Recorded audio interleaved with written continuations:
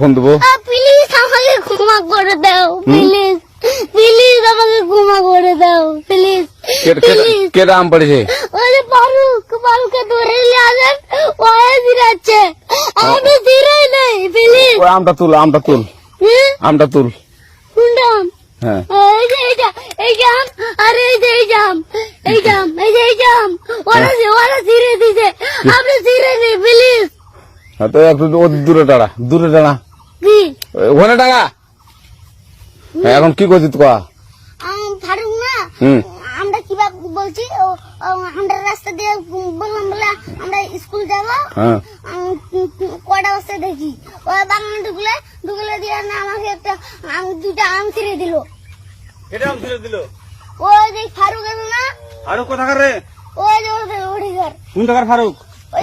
এনে তুলিস না, হ্যাঁ। এনে তুললে বেটা, তো এখন ওই পুলিশ ডাকবো। পুলিশ ডাকবেন? প্লিজ